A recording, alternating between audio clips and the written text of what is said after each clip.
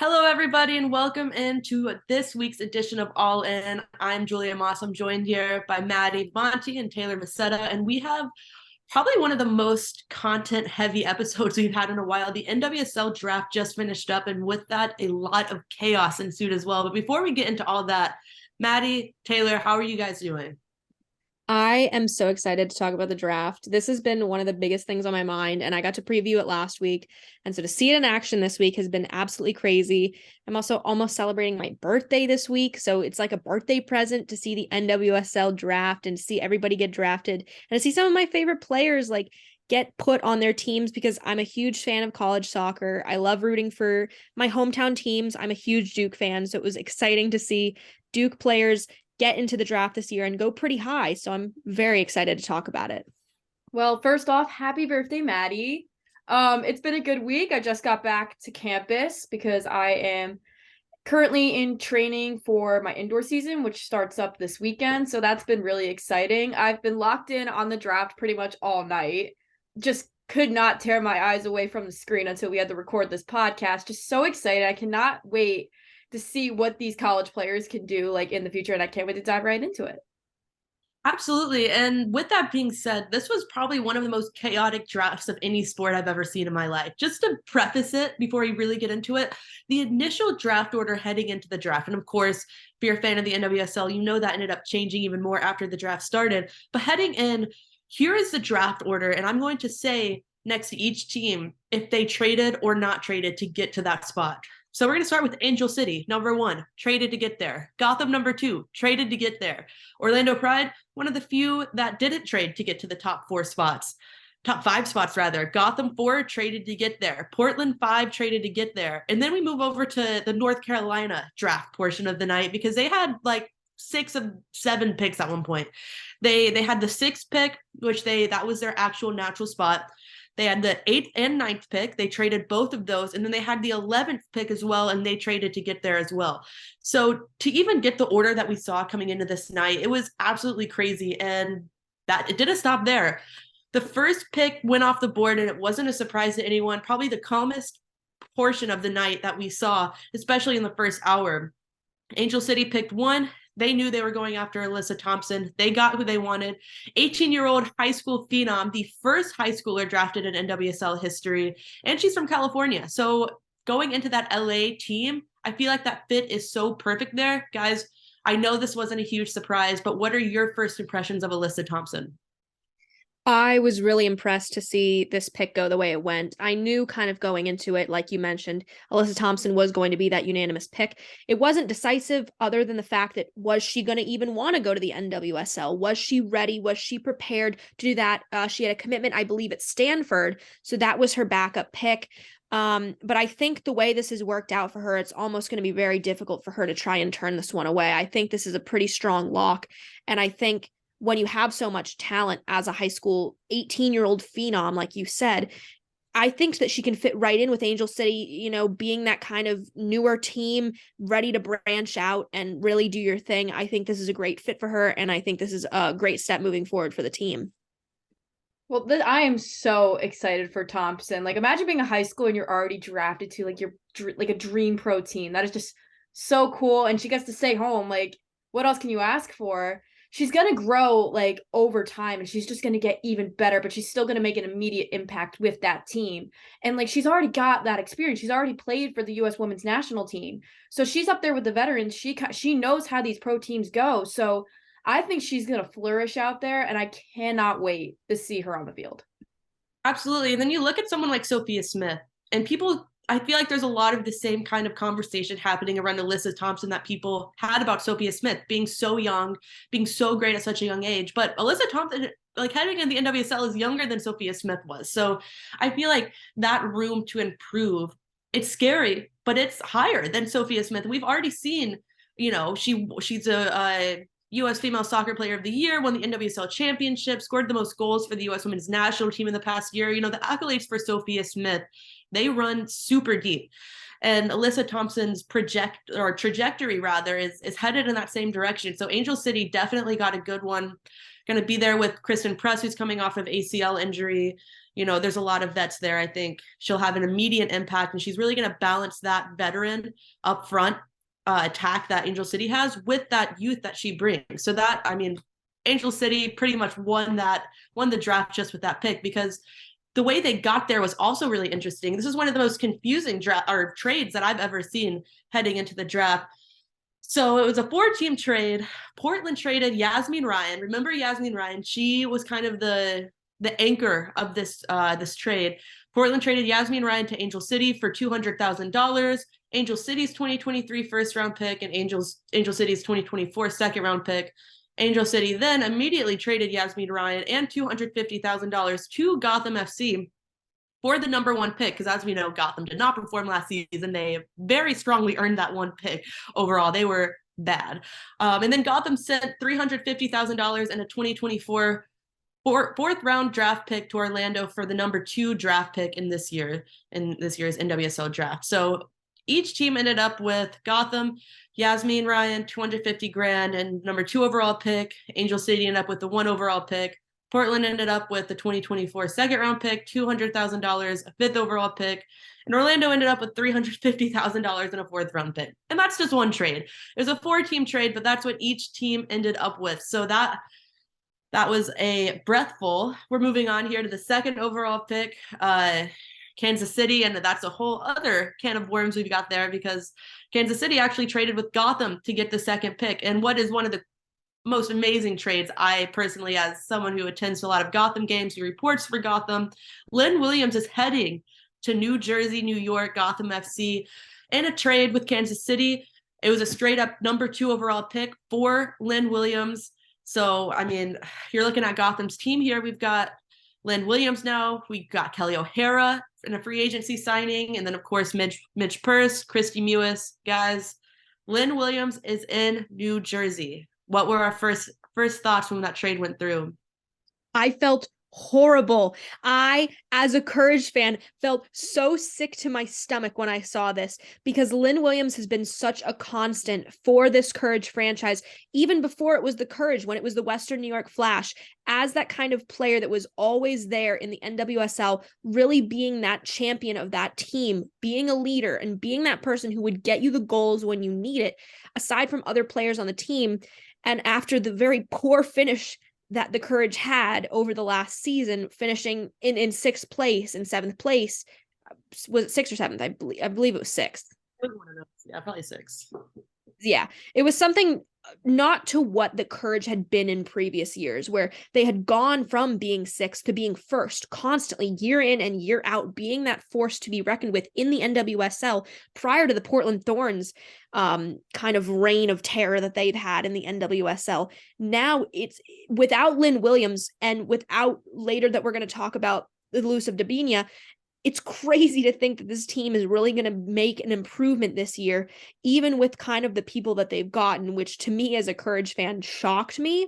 But kind of dating back to the Lynn Williams thing, Lynn Williams, like I said, an absolute great player for this team, getting in 2021 she had 7 goals. In 2019 she had 12. 2018, the year that they won the cup, they got 14 goals. She just has consistently been an offensive attacking player that I think that this Gotham team really could use, because Gotham's number 1 struggle that they had was finishing.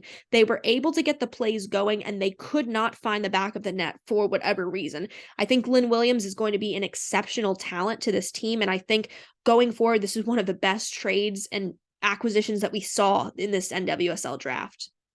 Well, I got one very excited text from Julia, and I think that's like the perfect way to kind of encapsulate all of this.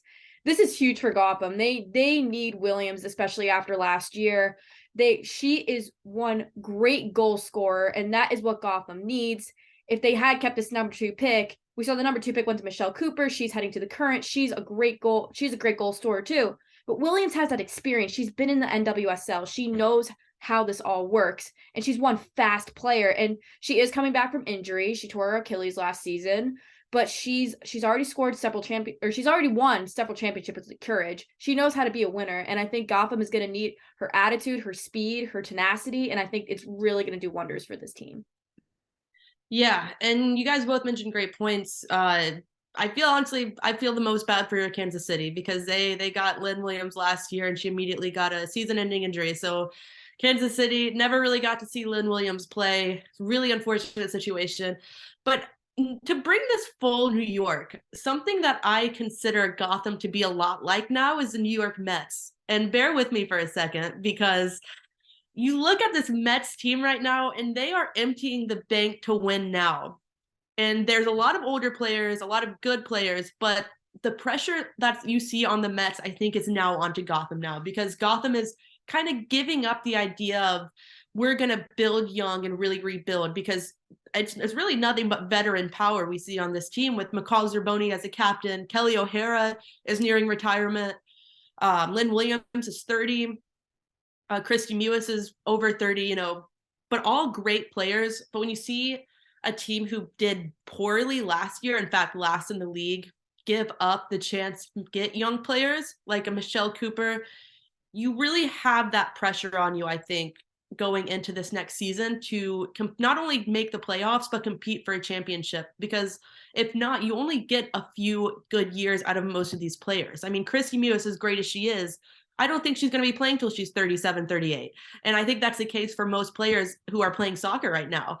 So it'll be really interesting to see how Lynn Williams fits in this Gotham team. And yeah, so Kansas City got Michelle Cooper. We didn't really get to talk about that. So Maddie, what do you think about Michelle Cooper heading to the Kansas City Current? Was it worth trading Lynn Williams away to get Michelle Cooper?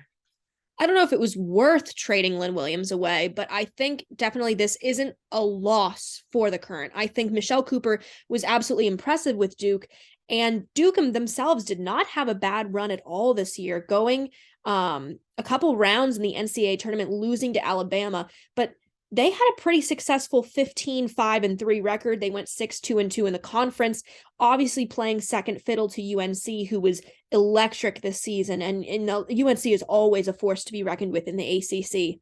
But Michelle Cooper has an impressive resume as the U20 captain for the U.S. Women's National Team. She finished her season with 19 goals and 11 assists.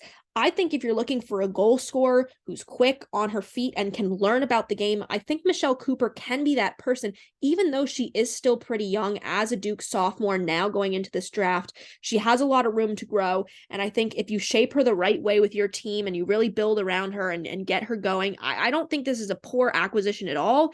But the Lynn Williams thing does sting a little bit for them. It definitely does. Yeah, Maddie, I completely agree with you. It's going to be a big loss losing Williams, but I think Michelle Cooper is going to be a great, almost replacement. She's going to step up in Williams' absence. She's a relentless goal scorer, massive front runner, and I think Kansas City is really just going to develop her into this amazing player, and I really can't wait to see what she does next. All things considered, I think this trade is pretty balanced. On paper, you might think, whoa, Lynn Williams is someone you were planning to build your franchise around. How could you get rid of her? But she's 30. She's coming off an Achilles tear. That's not an easy injury to come back from whatsoever. And then, Michelle Cooper is obviously young. She's coming into the league just this year. So I think time will really tell who won this trade. It's hard to say now. If Lynn Williams comes off of this injury and goes back to her prime as she was before, her goal scoring self, I think it'll balance out a lot. And I think it also depends on how Michelle Cooper progresses, because it's a big step going from college to pro, as it is in any league. So there's no telling yet. I think there's a lot of unknowns surrounding this trade. But we're going to move on here. Orlando picked third. They picked Emily Madrill, another homegrown talent staying in Florida. She went to Florida State, staying in the state of Florida, going to Orlando. She has pro experience, 2021 ACC Defender of the Year. Orlando needs help in defense. They got what they wanted. I think that'll be great. Moving to 4, Gotham finally got a pick after all the trades they went through. They had 1 at one point, 2 at one point, and now they're picking at 4. Jenna Niswanger, attacking midfielder, also from Florida State. We're seeing a bit of a trend here. I love this pick. As a team that was outscored by over 30, that's a number that I didn't even think you could really get that low to. Having an attacking midfielder who can score, along with Lynn Williams, who can score, Christy Mewis, who can set up goals. I'm feeling confident about Gotham looking at this draft, guys. Jenna Niswanger, what are we thinking? I also am very impressed with this pick. I'm really excited to see Florida State really coming to their own. Florida State losing to UNC in the semifinals. No judgment to them on that one. Like I mentioned, UNC, a terribly like scary team to face this year. And they made it pretty far and they had a pretty successful team. They faced UNC 3 times this season against in the ACC tournament, which they were able to win and take out that ACC tournament big victory. So I think this team that she comes from has a really well-rounded background. And I think implementing her into this Gotham lineup, coming from such a prestigious team now, I think that's going to work really well for her. She's obviously very excited to join the team. That adds a lot of impact to it. And I think when you enter into a market like New York and you enter in from a different state like Florida, I think she has a lot of potential to bring, especially on the field and off the field. I think just as a whole, she's a well-rounded person, a well-rounded player, and I think this is a great pick for them. And I think it's a really secure one that I honestly didn't predict that that Gotham was going to take going into this. I really had a couple of more players above her when it looked at my top 10 picks. But I don't think this is a bad pick at all. And I think this is honestly a good pick on Gotham for really getting there and picking somebody that, hey, maybe we should go for somebody a little bit different that might not be getting the limelight they deserve. And she's going to get it now on Gotham. And I think that's very impressive. Yeah, can we talk about how FSU has 3 players selected in the first round? I think that just speaks absolute volumes about how incredible that program is. And Nyes Walker, I think she is an excellent pick. She might be the best midfielder available for this class. She's sophisticated. She can efficiently feed you the ball. And I think Gotham is very happy with their front scores, and I think she's going to make immediate contributions. Absolutely. I give Gotham pretty much an A+ here. They knew what they were bad at last year, and that was scoring goals. It seemed like everything kind of molded together except for getting the ball in the back of the net. And it's clear they're putting a lot of effort into fixing that issue. Moving on to number 5, Portland, coming off of a championship. I think this issue that they have is one that not a lot of teams have, because the gap between how good Portland's lineup is versus everyone else, I think, is there, and it's pretty sizable. But we're coming into a World Cup year. There's going to be a lot of time missed by World Cup players, and it's a good problem to have because it shows that your lineup is really good, but there are going to be so many Portland Thorns who aren't going to be playing for this team for a long time, especially a lot of U.S. players. And, hopefully, all things considered, the U.S. is probably going to go pretty far in the World Cup, so that's a lot of time missed. So Portland really needs to take this draft to get a good player who will step into the role of a Sophia Smith or a Becky Sauerbrunn or a Crystal Dunn, because there's so many players from this Portland team who are going to be missing time. And with that, they picked Reina Reyes, forward/midfielder from Alabama. I was thinking maybe you go goalkeeper here. It's super high up to do that, but they need a goalkeeper. So I was a little surprised by this. I had to go in somewhere in the 8 and 12 range, not necessarily in the top 5, but they got the person they wanted. She's very versatile. Moving on to Courage, number 6. They have so many picks in the first round. It's actually crazy. With their first pick, they picked Olivia Wingate from Notre Dame. This is just one of the first surprises that I had from the Courage throughout this night. She was picked way higher than I thought she was going to be. She may have even been there for the second or even the third round. So I was very surprised by this. We'll talk about the Courage in their front office a little bit later in much more depth. But right after the Courage made that very questionable pick, they then made what I consider a very questionable trade right after. North Carolina received the 8th overall pick, a 2023 international spot, a 2024 first-round pick, and $100,000. But what they gave up to the Houston Dash was Diana Ordonez and a 30th overall pick. I know Ordonez wanted to leave, but she is so young, and she scored 11 goals last season. And a North Carolina team that's struggling to score goals, I feel like you could have gotten so much more than this. Maddie, I know you have followed the Courage for quite some time. What were your thoughts on this trade? It's really upsetting to see this because as she wanted to leave, I think that plays in part to just how the Courage has fallen apart over the last couple seasons. And I think maybe if you came back to her and said, hey, look at these picks that we're getting in the draft this year. Look at what we're adding to the team. Look at what we're helping build around you and these other key players that we have. Don't leave. We have a lot to offer you. They didn't do that in this draft. And I don't want to jump too much into it right now, but it's really disheartening to see this kind of pick. It makes no sense to me to just give up on a player like that who has done so much for your franchise and so much for your team, that it's really questionable. It's really upsetting to me, and I'm just not very happy with this kind of move. And typically when you trade up for a player, it's for a player that you don't think is going to be there when your pick is there.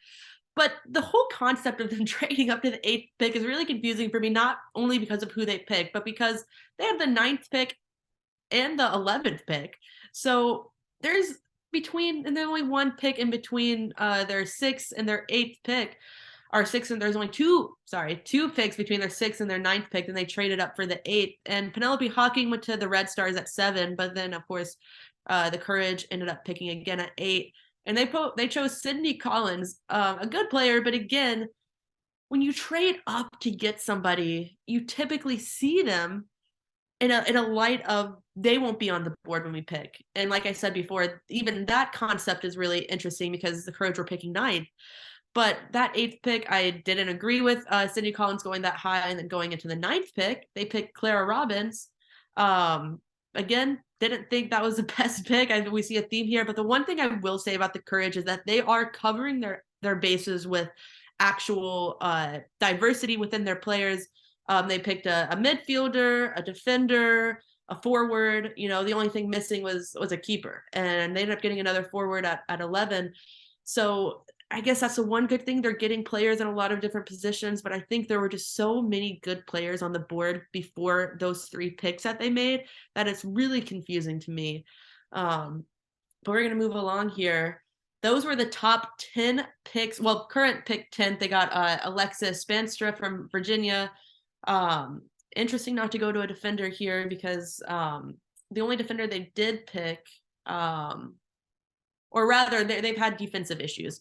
So I thought they'd go with a defender here because they picked a forward earlier in the draft. But overall thoughts on the top 10 picks, who did we like to see go off the board when they did, and who did we not like? Maddie, you can go first. Well, I predicted a decent amount of people going in this round 1, but I was honestly surprised to see some people miss out on that round 1. Number 1 being Messiah Bright, who I really expected to be a crucial pick for some of these teams as somebody who played 5 years with TCU, somebody who was a veteran and understanding player. She had 49 career goals, 10 in her final season. She was a U23 women's national team player. She had so much to offer to the table, and she did not make that first round, which is really shocking to me when you look at some of the other people that these teams picked, specifically the Courage. I'm looking at you. I don't understand why a girl like this was passed up on when she had so much to offer this team and this franchise.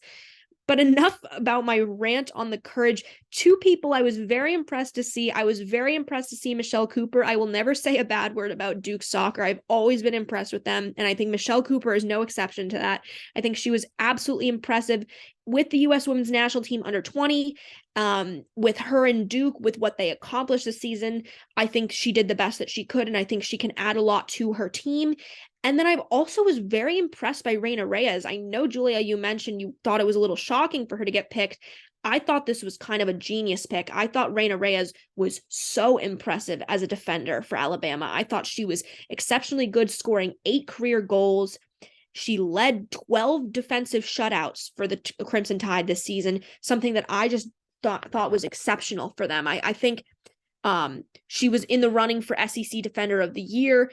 When you look for somebody like that on your team, like the Portland Thorns, who, like you mentioned, is going to be losing those U.S. women's national team players, I think if you're looking for that talented defender and looking for someone to really protect you, that is the kind of player you need. And I'm very excited to see what both her and Cooper do for their respective teams. I think overall, I was pretty impressed with who I saw get picked, but Messiah Bright missing out in that round 1, an absolute mystery to me. I fully agree. I think Reyes might be my favorite pick of this top 10. She can literally do it all. Her coach says she has the best competitive spirit he's ever seen, and she's just so versatile. She can plug holes. She can play win back, outside back, holding midfielder. She is one versatile player, and I think the Thorns are really looking to fill those different spots. They're looking to refresh after changes in the coaching staff, and they need depth. And she is one player that can provide so much of that. And she was expected to be selected way later. So I'm so psyched to see her as a top 5 pick. And another player that I'm so excited about is Penelope Hocking, the player from Penn State to the Red Stars. She's tenacious. I think she's going to excel in this league. She brings a great positive attitude to practicing games. She said that Penn State taught her how to play as a professional and like how to keep that attitude alive. She's one great striker. Her sister's also up for the draft, which is super exciting. And I think the Red Stars also made a really great pick later with pick 23. They picked her teammate, Allie Schlegel, and it's good to keep these teammates together. They know how each other operates. And I think that is just genius move on them. I'm pretty happy with this first round. I think the only thing was the courage. I don't understand. They have like 3 or 4 picks and they just don't really pick a bunch of potential first rounders. I was so confused about Messiah Bright. She ended up getting drafted in the second round, but the 21st pick, I think she's going to Orlando Pride. But I'm shocked she didn't make that first round. And Orlando can really use that, if I'm being honest. Orlando had a pretty awful season last year. They don't have a lot going in the way of momentum in the future. So I think they could have really used that steal. So very happy for the Pride there. My favorite, I don't want to be too boring here, but it's hard to say anyone but Alyssa Thompson. I mean, I just think she's just going to be so, other than great, fantastic. She's going to really change the league, I think, being the first high schooler drafted and going first overall. Like, not only was she the first high schooler drafted, but she was picked first overall. I think she's going to be transcendental in the league. And as far as my least favorite pick, there's 3 of them, and it's all of the Courages. So not to hate more on the Courage, but we actually are. So we're going to move over into the trades, or not the trades, Dabinia leaving North Carolina. Just talked about one of the mainstays, one of the last remaining people from their glory days when they had Sam Mewis and Lynn Williams, who both went to Kansas City. Now Lynn Williams obviously in Gotham now. Side note, really interesting to see what happens with Sam Mewis, because it seems like wherever Lynn Williams goes, Sam Mewis goes. I don't know if Gotham could possibly get the cash to get Sam Mewis, but I'm just saying it would be, I think, probably the first time in their careers they didn't play together. And if not, it would have been really earlier in their careers. So just a pin in that cap. It'll be really interesting to see how that turns out. But looking at the Courage's future, Abby Urseg, the captain of the team, tweeted, I forget, I'm paraphrasing here, but it was something along the lines of, we're still bad at trading. For your captain to say that, seeing Ordonez go, seeing Dabinia go, it really is like Abby Urseg versus the world at this point. And it's frustrating to see it. I know she's one of my favorite players in the league. She works so hard.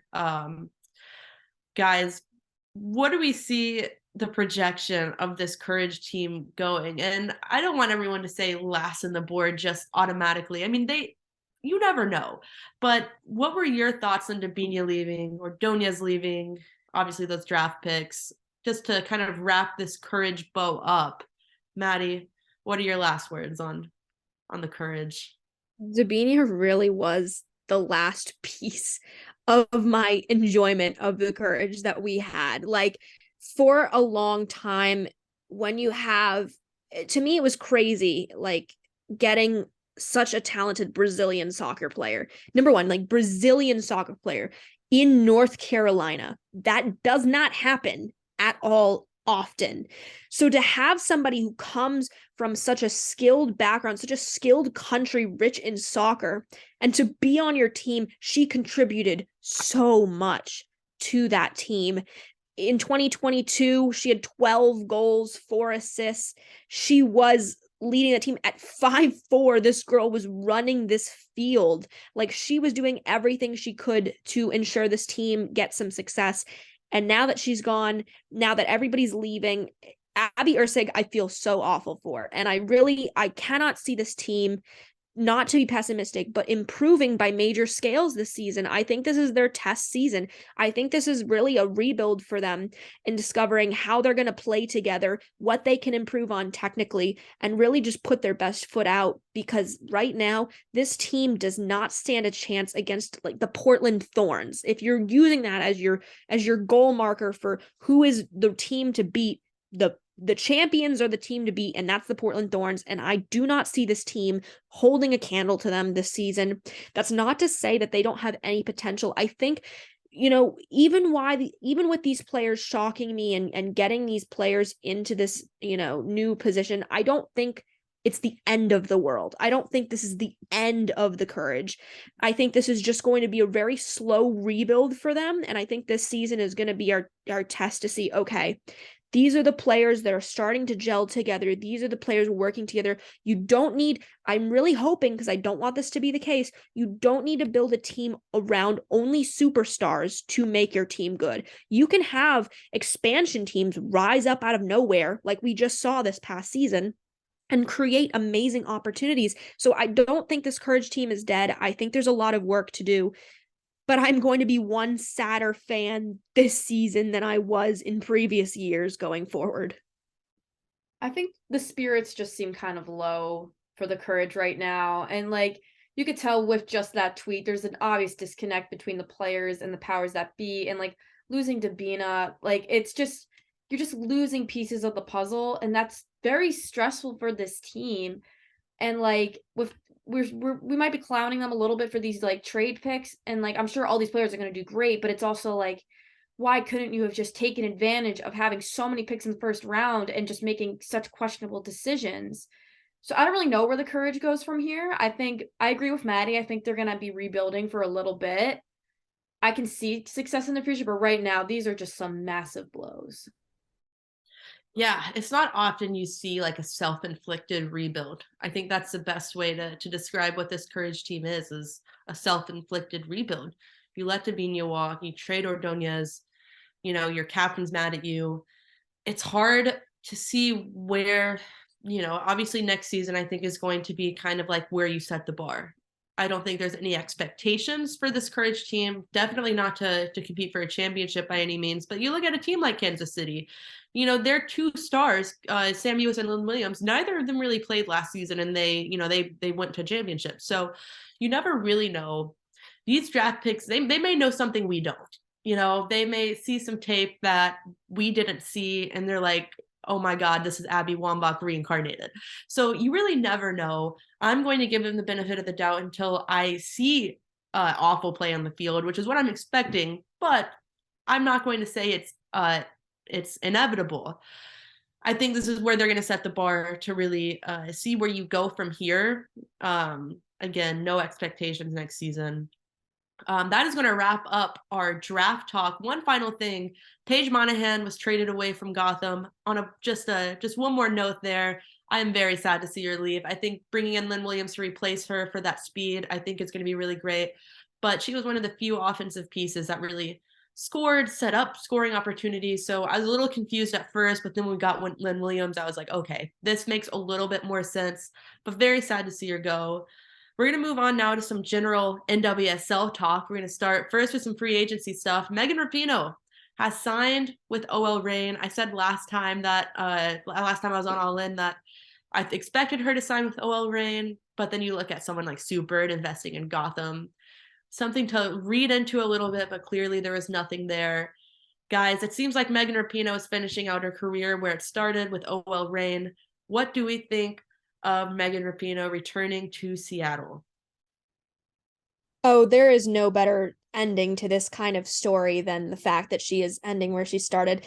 And just hearing the words, I'm back Seattle, is crazy. It's exciting. And I think it says a lot after how great of a season that she had. She had 7 goals and 4 assists in 14 games. She only started 9 times. She holds the franchise record 47 career regular season goals. And to me, she just has been crazy, and her commitment to coming back is absolutely amazing. And I think at the end of the day, she saw this as an opportunity to really just end on a high note. Doesn't matter what you do anymore. It just matters, finishing where you started, enjoying the game, showing people you enjoy the game. And I think that was a great move from her. And I think that this is just kind of a heartwarming story to see. I really love seeing players return to their roots, especially somebody with such great talent like Megan Rapinoe. And it's going to be bittersweet to see her finally leave when she does. But I think going back to OL Reign, definitely exciting. And I can't wait to see what she does. Well, I think all you have to say is that home is where the heart is. And Rapinoe is just, she says that this club means the absolute world to her. They announced her re-signing on the 10th anniversary of her joining the club on the first place. It's just very poetic. And I think this was a perfect move for her. Like, why move now? Finish your career where you started. It's just, for like, personally, I think it would just feel like a little like meaningful to me. I don't know how she would feel like differently, but I just think it's really great that she's staying put, and it's going to be really exciting to see her wrap up her career right where she started. Absolutely. And OL Reign also signed Lauren Barnes. Jess Fishlock is still under contract. Those were the 3 original OG players who have been on the team the whole time, and it's really great to see that trio stick together. They play amazing together, even though they've all been in the league for a very long time, but you never know it by watching them play. So it's going to be really interesting to see OL Reign. Also, Rose Lavelle's on that team. Tobin Heath's a free agent. I'd be surprised to see her sign back with OL, but it's moving in the right direction for OL Reign, getting Megan Rapinoe back. We're going to move over to something a little less positive, or a little positive, depending on how you look at it. The future of the league is definitely looking a lot better, but the NWSL has released its sanctions against different coaches and teams in regards to the assault allegations that we've seen throughout the past, it's been about a year and a half now of allegations coming out, the reports. The NWSL has issued sanctions. Their individual sanctions they've issued: Paul Riley, Christy Hawley, Rory Dame, and Richie Berg have been permanently banned from the NWSL. Craig Harrington and Elise LaHue have been suspended from NWSL employment for 2 years, can make conditional return following suspension. And then team sanctions: Chicago Red Stars have been fined $1.5 million, Portland Thorns $1 million, Racing Louisville $200K, the Courage $100K, OL Reign $50,000, Gotham FC $50,000. My initial thoughts is good. I mean, they should sanction these teams. They shouldn't get away with what's happened.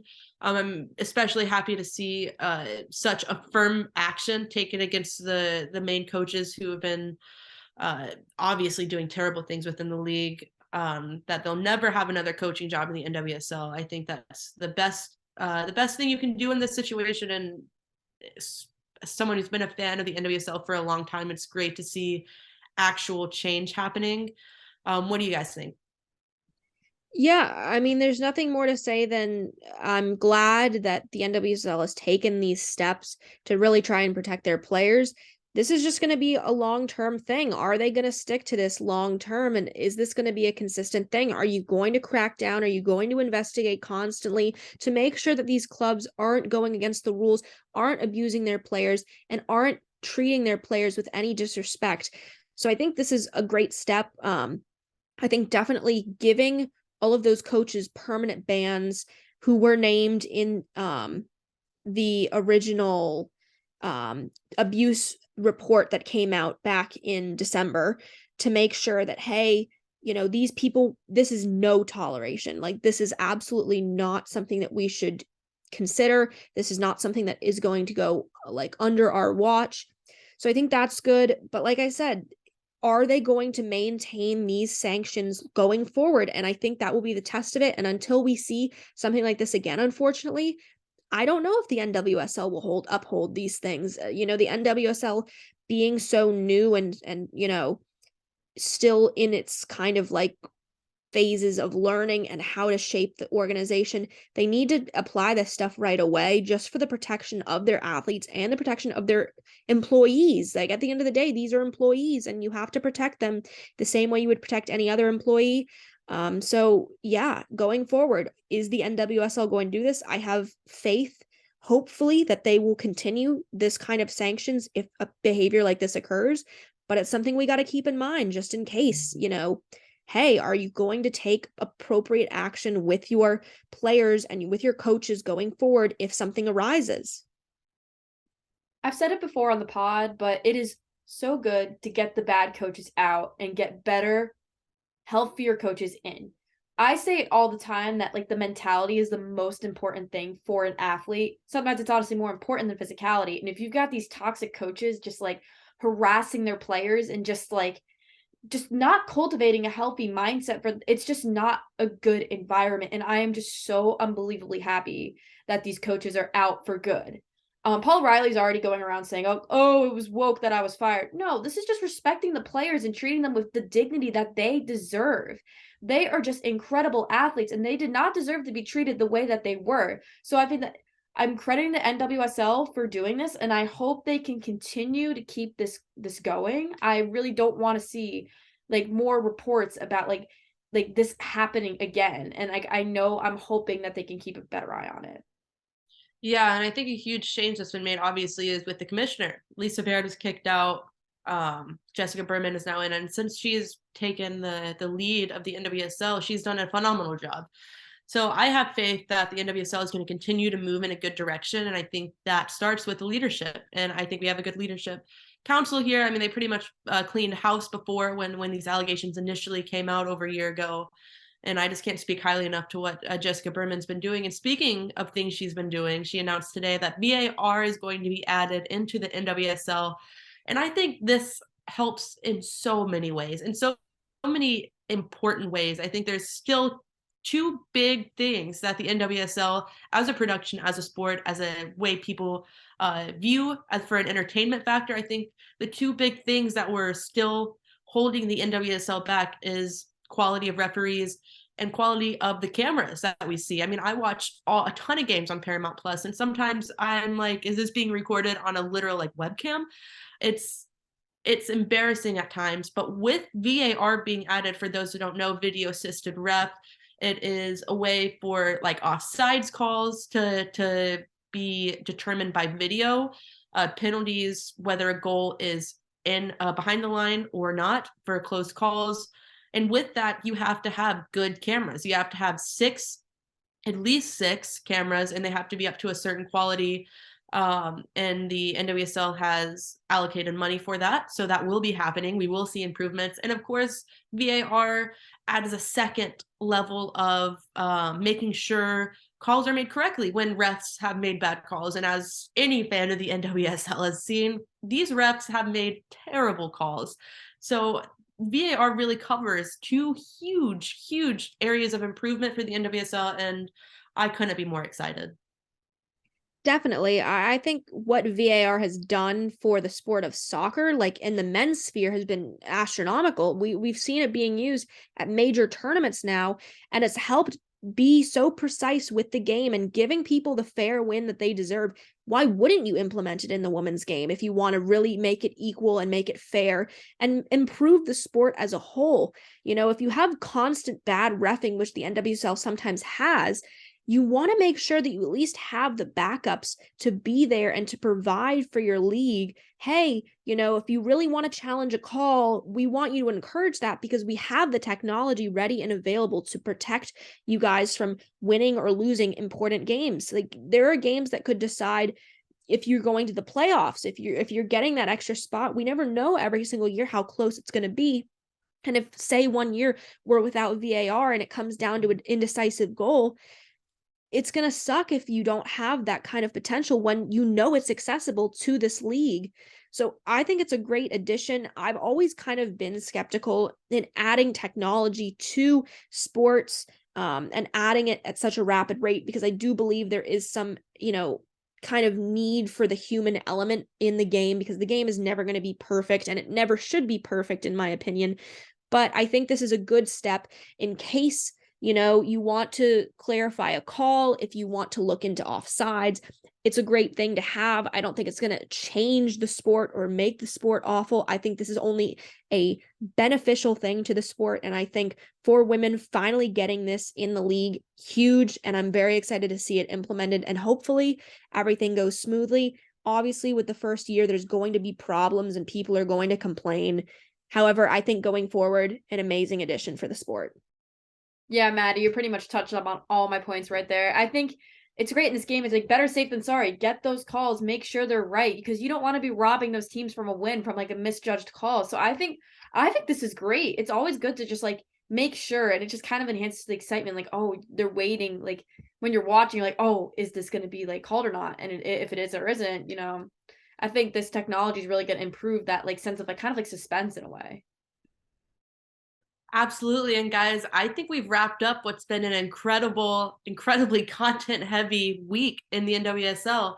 There's no better way to end than on this super optimistic note on the future of the NWSL. We will be back next week for another edition of All In. Thank you so much, everyone, for listening. All In is a production of WFUV Sports.